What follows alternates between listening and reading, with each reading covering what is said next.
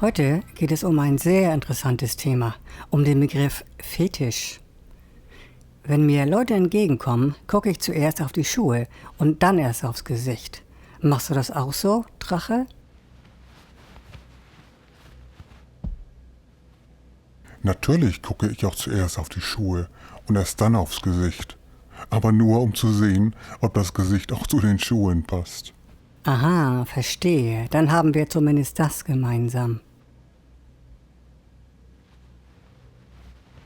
Sag mal, du hast die Buchse jetzt schon seit 3 Wochen an. Ja, mache ich immer so. Habe ich immer schon so gemacht. Und? Das ist kein Kleidungsstück mehr bei dir. Das ist ein Zustand. Die ist bequem und die Belüftung stimmt. Ich glaube, das ist ein Fetisch. Ein was? Ein Fetisch, wenn ein Gegenstand magische Kräfte bekommt. Du ziehst das Ding an und mutierst sofort zum Sofamöbel und bekommst eine Beule. Ohne die Hose bist du unvollständig. Das ist Textilfetischismus, mein Lieber. Nee, das ist Baumwolle, 85%. Rest Elastan, da zaubert nix. Doch, genauso fängt das an. Unbewusst, schon bei Jugendlichen. Jugendliche tragen heute gar keine Jogginghose mehr, die tragen Rüstung. Wie meinst du das denn? Na, guck sie dir doch an, bei 30 Grad im Schatten. Und einige laufen rum in dicken, bunten Jogginghosen, eine glänzende Kette oder ein fettes Halsband. Und untenrum fettes Sneaker wie Mondstiefel. Da kriege ich ja schon beim Zugucken eine Beule. Genau das meine ich doch. Das ist die Wohlfühlrüstung. Die Kleidung schützt sie vor der Welt. Die gibt denen die Kraft, überhaupt vor die Tür zu gehen. Das ist genau derselbe Zauber. Die meisten merken das nur noch nicht.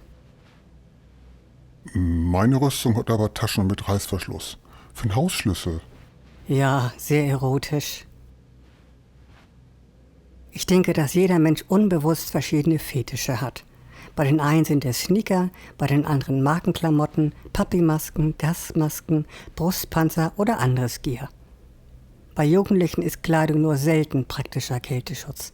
Es ist ein Statement, eine Rüstung und ein Zugehörigkeitssignal. Wenn Teenager stundenlang nach den perfekten Sneakern suchen, bestimmte Marken wie eine Uniform tragen oder sich in Lederjacken, Hoodies und schweren Boots unbesiegbar fühlen, hat das bereits starke Parallelen zu einem Fetisch im klassischen Sinne. Einem Gegenstand wird eine magische, emotionale oder identitätsstiftende Kraft zugeschrieben. Du sagst es. Es ist die Vorstufe zu dem, was in der Gear-Szene später ganz bewusst gelebt wird. Das Tragen einer bestimmten Kleidung verändert das eigene Gefühl, das Auftreten und das Selbstbewusstsein. Sag mal, ist deine alte Jogginghose für dich eigentlich fetisch, weil du sie nie ausziehst? Nö, die ist einfach praktisch. Hat Taschen für Schlüssel. Fertig. Wenn deine Jogginghose deine Wohlfühlrüstung ist, warum tragen Jugendliche dann bei 30 Grad im Schatten schwarze Hoodies und fette Sneaker? Es geht ja nicht um Bequemlichkeit, sondern um das Gefühl, das die Kleidung gibt. Naja, das ist eben cool und sieht schon geil aus. Fast jeder Mensch hat als Jugendlicher angefangen, Gegenstände zu fetischisieren, also ihnen magische Bedeutung zu geben. Dass das schon fetisch ist den meisten gar nicht bewusst. Das Wort Fetisch ist ja auch oft negativ belastet. Ja, und dann gibt es Jugendliche, die ihre weißen Sneaker mit der Zahnbürste putzen und ausrasten, wenn ein kleiner Kratzer drauf ist. Das ist keine reine Pflege mehr, das ist Objektverehrung. Ja, oder das erste Mal eine schwere Lederjacke oder Springerstiefel tragen. Man zieht sie an und geht plötzlich ganz anders. Man fühlt sich härter, cooler und geschützter. Genau das macht Gear oder eine Papimaske im Grunde auch. Sie verändert das Auftreten. Wie definierst du Sneaker-Fetisch für dich? Ich meine, welche Rolle spielen Sneaker in deiner Sexualität oder Fantasie? Ästhetisch, erotisch oder beides?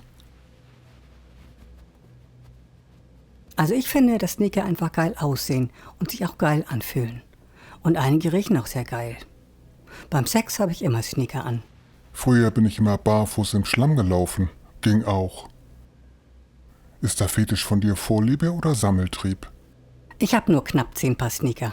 Aber ich kenne Leute, die haben weit über 100 Paar. Das finde ich dann doch schon etwas übertrieben. Wann willst du die denn anziehen? Und wie kam deine Vorliebe zum ersten Mal zu dir? Gab es da einen prägnanten Moment? Naja, einen prägnanten Moment direkt nicht. Schon mit 12 Jahren oder so fand ich Sneaker toll. Damals haben wir aber noch Turnschuhe gesagt. Alle anderen Mitschüler hatten Turnschuhe von Adidas oder Puma. Ich musste mit ätzenden Dingern von C&A herumlaufen und ich wurde immer gehänselt wegen der Teile. Welche Rolle spielen Marken, Farben oder bestimmte Designelemente in deiner Fantasie? In erster Linie müssen sie einfach geil aussehen. Das wissen auch Hersteller wie Adidas, Nike und andere ganz genau, dass Sneaker fetisch sind. Deswegen sind sehr viele Sneaker auch so teuer. Und mit 14 hatte ich dann mein erstes Paar Sneaker von Adidas. Die waren schwarz und hatten gelbe Streifen, ähnlich des Typs Samba heute. Die waren ja schon damals recht teuer, so um die 50 Mark. Ja, stimmt. Aber meine Freude hat nicht lange gedauert. Eines Morgens wollte ich sie anziehen und musste dann feststellen, dass unser Kater in die Schuhe reingepisst hat. Das war natürlich eine echte Scheiße. Die konntest du nur noch wegwerfen. Katzenpisse kriegst ja nie wieder raus. Bäh, das ist ja eklig. Hast du die neue gekauft? Das weiß ich nicht mehr. Ach, schade. Ich wechsle dann erstmal meine Jogginghose. Ich denke, wir sind ja auch fertig, oder? Naja, das Thema geht noch weiter, aber ohne deine Kommentare ist es langweilig. Tschüss und bis bald.